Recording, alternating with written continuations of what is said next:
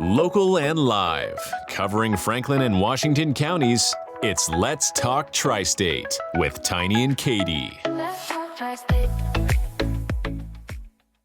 Welcome back to Let's Talk Tri-State, all powered by Home Right Windows and Doors in Waynesboro. The right choice, winner in the 2024 Best of the Tri-State Awards.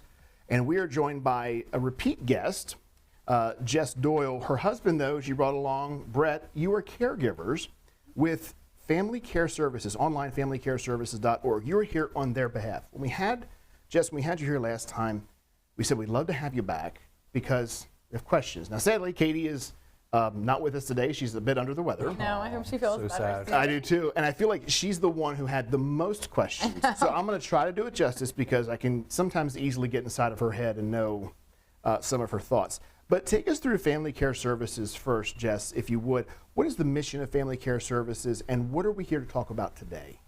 So Family Care Services, they're a foster and adoption agency, and we work with the Life Sharing Program, which is a program for adults with disabilities, intellectual disabilities specifically, to be able to basically live with a family and, share their life, and we take care of all their needs and their appointments. And so it's really kind of geared towards getting the individuals out of like group home situations, even though, group homes are great and we need those too, but not everybody is appropriate for a group home.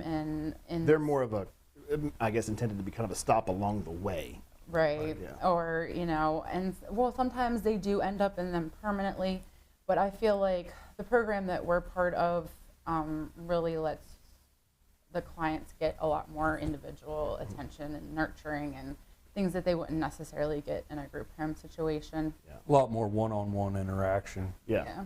as opposed to like a group home where you have maybe one caretaker that's taking care of six or eight Sure. people. Yeah. So the ratio is better, Absolutely. person to person.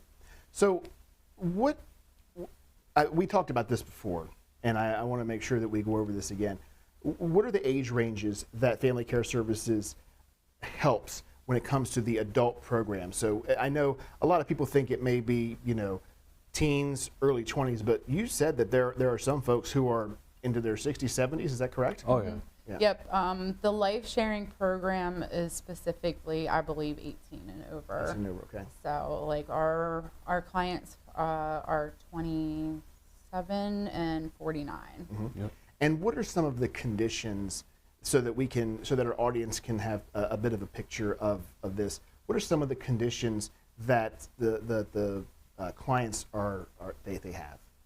Our young man that lives with us has Down syndrome and intellectual disabilities is what they call it. Sure. On paper.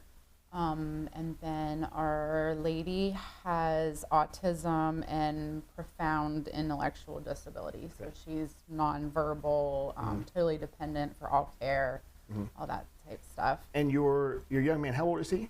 27. 27. And the lady is how old? 49. 49, okay. So you can see, it does run in the gamut of ages here. Yep. Who was and by the way, I've told Jess and Brett prior to recording today that I want you to be as honest as you're willing to be. Sure. Certainly you don't share anything that you don't want. We're obviously not going to violate any trust that anyone has. But as with anybody, I think there would be questions about what you do. I think the first thing that can be said, if I don't say it now, I don't want to forget to say it, is you have to have a good heart to do this. You have to have a good heart to open up your home to someone who does not suffer from any disabilities, Right. let alone folks that do, because along with that come challenges, I'm sure. So, Brett, let me ask you, first of all, let me say this, who initiated wanting to pursue this? Well, honestly, we were approached by a friend of Jess's that was actually working for the agency and thought to herself that we would be a good fit to become part of the agency and work with the people that are there. And what was your first thought, Brett? I was all for it, honestly. My mom years ago, my mom and stepdad was in the agency, and they actually did foster care for the children that were disabled, and I've had disabled people in my life ever since I was a kid, so just I've always had a place in my heart for it. So this was an extension, really, of the life that you've always had. Yep. It merely is now you're the one being able to call the shots in your scenario. Jess, how about you? When you first heard about potentially doing this, when that friend said, "Hey, well, you know, what do you think? You guys should do this." I mean, I really jumped at the opportunity too, and got into like they do information nights at the agency every so often, and when we went to an information night and got information and got the ball rolling on the application, and I didn't grow up with the same, exposure to disabled individuals, but my mom also worked with disabled individuals, just not in like a foster care situation. But so I met a lot of her individuals. She would bring them to the house to swim sometimes, and so I always kind of had that place in my heart too. So when we found out, I never even knew that this was a thing. I never knew that there was such a program. So when we found out about it, I thought, it was a really great opportunity to give somebody a family. And in the case of both of our individuals who don't have any family, it was a perfect fit. When you've been here before, the main question that I have had, above and beyond everything, is what circumstances transpire for someone to wind up in the program, to be a client, to live with someone. I understand that there are those extreme cases of abandonment, or I think we hear the stories of leaving a baby at the doorstep, that type thing. And I'm sure that I know that has happened. I'm sure it perhaps still happens, as unfortunate as it is. But we were told in one of our earlier interviews with one of the directors and owners of Family Care Services that sometimes, and a lot of times, it's adults who find themselves, their family needs to basically have them be somewhere else. And my question basically has been, like, what are the reasons that you have heard of those circumstances happening? Like, what causes someone to say about, and I'm not downing anybody, mind you, this is just, again, for the sake of conversation, answering questions. What causes someone to say, if it's their own child, I understand challenges, but to say, this is just not working out? So in our particular situation, like our clients, one has been in foster care all of her life. So she was actually abandoned as a baby. We don't really know all of the history. And our other client came from a neglectful, not a good situation. He had to be taken by Adult Protective Services and things like that. But what I've seen is a lot of times either behaviors get worse, more challenging. Parents are having a hard time managing behaviors, even with the supports they get. Sometimes they're not able to get the support that they need, Well, not to through mention separate programs. And parents are getting older. Exactly. That was the next thing I was going to say. And their children are getting older and perhaps getting bigger. So those physical challenges that the parent, there comes a point where it's the law of diminishing returns, right? Yes. They intersect, and it's going the opposite way, where the child can be overtaking in a physical way, not meaning to. They can't help it, and then the parents find themselves, I physically can't do this. And I'm sure that that's not an easy decision to make. No. But you've told me before that there are certain circumstances with clients where their families are still parts of their lives. It's just physically can't live with them. Right. Yeah, there are a lot of, like I said, our individuals don't have any family that are involved with them, but there are a lot of clients that, they still have. They may live with a family like us for most of the week, and on the weekends they may go with their original family and spend the weekend. They call it their natural supports, basically. Gotcha. Like, so they might go with them for the weekend, or just like go shopping for a couple hours or something like that. But for whatever reason, the family is not actually able to take care of them In a full-time, 24/7 capacity.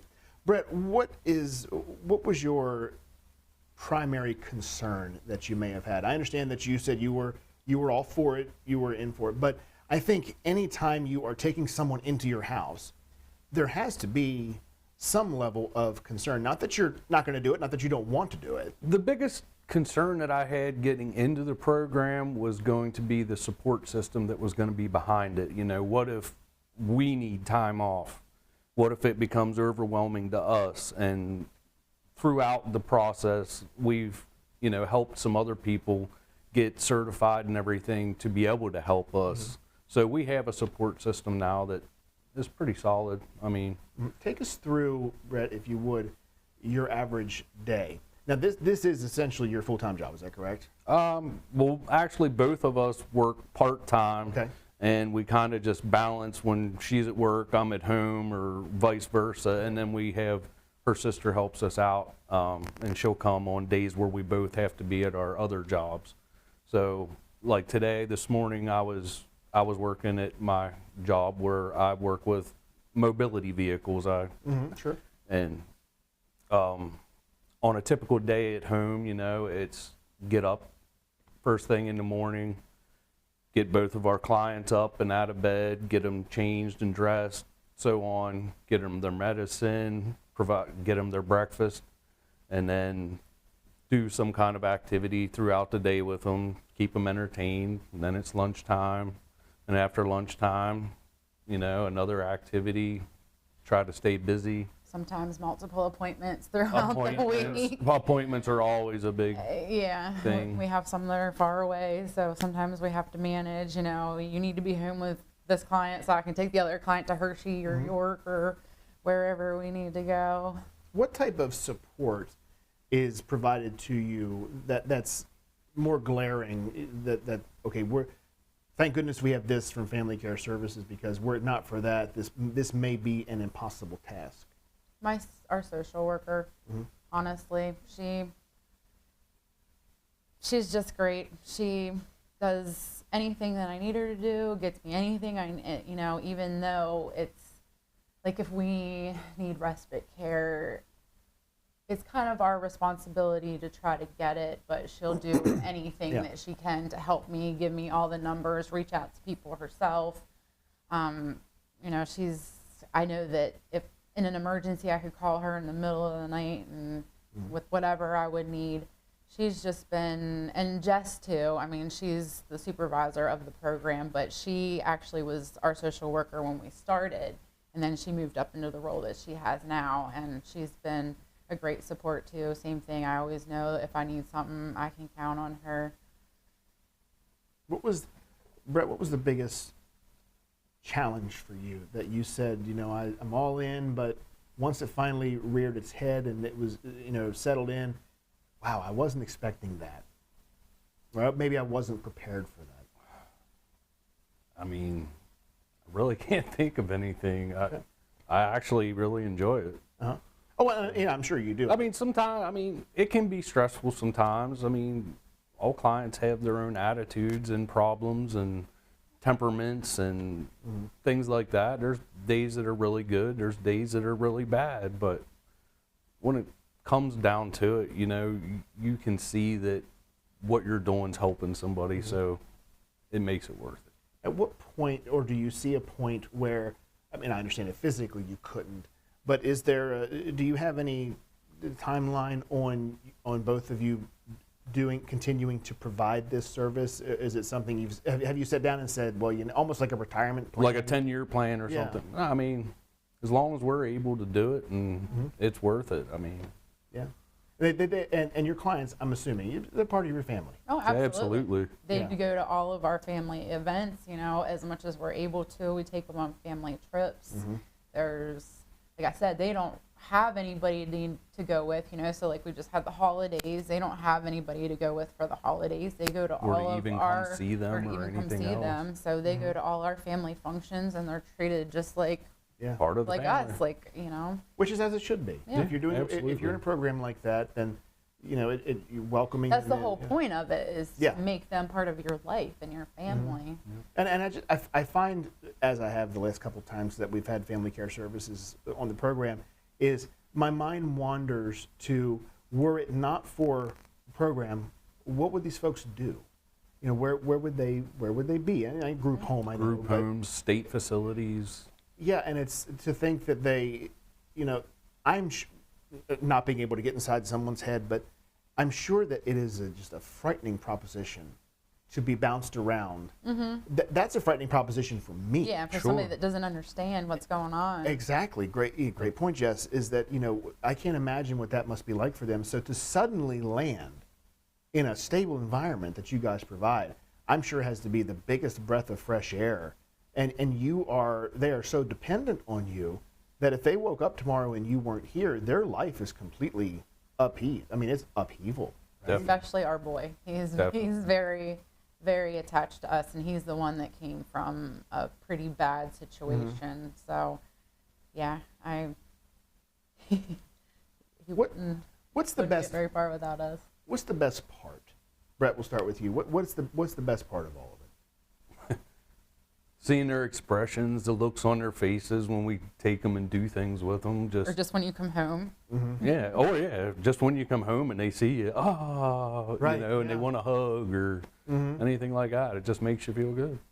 You bring up an interesting point. I can imagine is that, typically, like when I come home and my wife's home, it's, hey, how are you? It's there's not really that, excitement there, which is fine. That's life. Right. But to your point, every time you come home, it's like probably coming home for the first time, and you've been away for a year, To right? small kids, like that's what it's like. Yes. It's like coming home to small kids, and they're just so happy to see you, so excited to see you. You might have only been gone for 3 hours or 4 hours in the day, but as soon as you come home, it's the same way. It's like the kids and the dogs, they all greet you the same way. It's all excitement and out of control.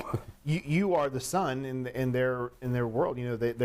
Their world revolves around the care that you provide, and it's a wonderful, wonderful thing that you do. I consider it the Lord's work, quite honestly, and I'm so glad that folks such as you exist, and you are one of many, but many more are needed. Absolutely. Always. How would anyone go about doing that? Is that you said before you guys did an information night? Yes. Yes. Yeah. So I'm not sure if they put that information on their website, but I know a lot of times, like their Facebook or you just calling the number on their web page, you could get more information on when their information nights are. I'm pretty sure that they usually share it on Facebook though. Okay. And I'm not positive on how often it is. I want to say like once every month or every other month. That's what I was thinking, yeah. They do an information night, and you go, and they do talk about both programs, the foster care and the life sharing, but it's really good just to go and kind of just get the basics. They talk about a little bit about what the program's all about, a little bit about responsibilities. your responsibilities and just paperwork. And I'm sure they're very nature. upfront and honest. Like, look, because you want to be, because like we said, these people are going to be coming into your life. The last thing we want to do is get someone to you, get a client to you, for you to turn around a week later and be like, this is just not going to. Well, I didn't expect that's this. another thing I do want to mention is they work very well with the families to find out, what's going to work best for you and, how the client's going to do in your home. They spent a lot of time with our first client just making sure that we were going to be comfortable because she had a lot of medical stuff going on, and just making sure it was a right fit for us, because you don't want that to happen. You don't want them to not have a good transition and them to be moving, again in a month or whatever, because that's not a stable environment then. Not to mention, these folks are vulnerable of the vulnerable. Absolutely. And they will go where they're led. And that's a massive amount of trust to be placed on a person to lead them where they need to go. It's also trust from your clients that you are, I wouldn't get that excited about my wife coming home, but they get excited about Brett coming home, about Jess coming home, because they know that everything moves based on you. Yep. Their next meal comes from you. Their next bath comes from you. Their direction in life comes from you. So it's this, like I said, vulnerable of the vulnerable, and you folks, Brett, Jess, you represent Family Care Services and your, we'll call it profession, very well. So I'm very thankful for what you do, and I wish you many more years of being able to do it and much success. And if anyone would like information, the website is familycareservices.org. Jess, Brett, thank you so much for joining us today on Let's Talk Tri-State. Thanks for having us. Thank you. We'll be right back with more on Let's Talk Tri-State. Let's talk Tri-State. If you'd like to be featured on an upcoming episode of Let's Talk Tri-State, call 717-597-9200 or email letstalk@921thegoat.com.